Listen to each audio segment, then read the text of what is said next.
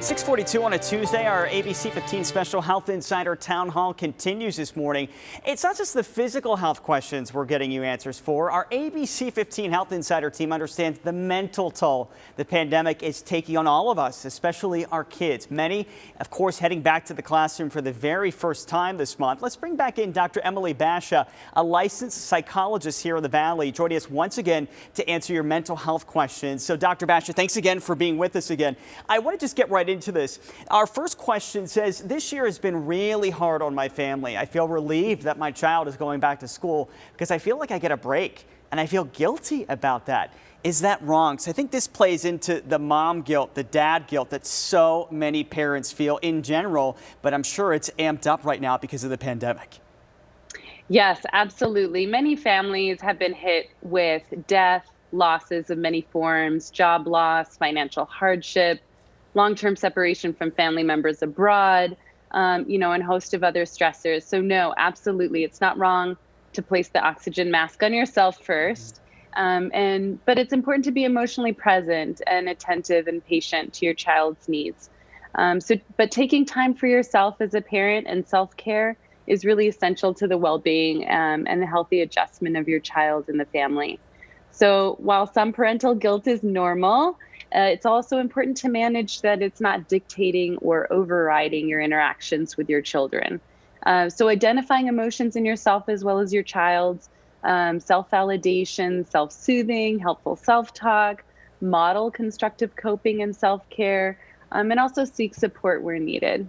That's great advice. And of course, I love the analogy of putting the oxygen mask on yourself first, because you need to treat yourself, help yourself before you can help others.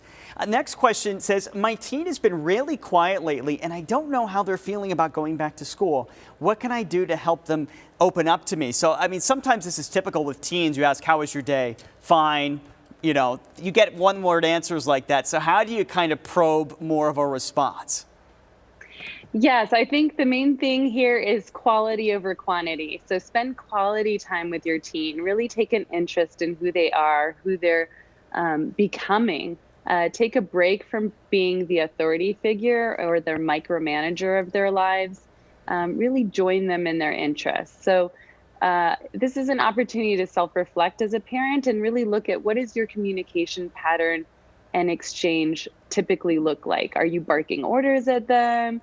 Are you coming in more as a friend and an ally? Are you providing them with commands or should statements? So really trying to vary that up. Not trying to shame parents at all right here, but it's an opportunity to become self-aware. Tell them what you're proud of them, but be authentic. Teens just have a ridiculous keen sense to read a person. It's their super strength, and if you're not authentic or genuine, they'll just read right through you. But learn who they are and what they're passionate about. Fostering emotional intelligence is going to help them in the long run. Yeah, and I feel like, I'm sorry, go ahead. I was just going to say, I feel like this is something that would help them beyond this as well. Yes, yeah, absolutely. I also wanted to really make a point that teen suicide has increased and is really a considerable public health problem. Especially even in Arizona, looking at the risk factors and the increased rates. So risk factors include mental health, increased use of substances.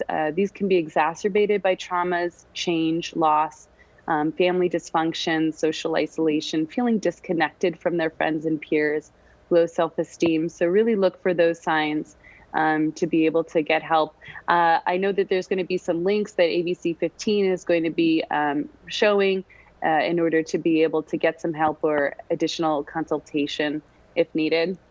Yeah, and Dr. Basha, that's such a good point. I'm glad you brought it up. And we want teens, parents, whoever out there to know if you need help, it is okay. Don't be ashamed. Please reach out for that help, as Dr. Basha mentioned. Last question for you here. Are there any behavioral changes to expect, maybe prepare for in kids as they try to integrate back into normal life?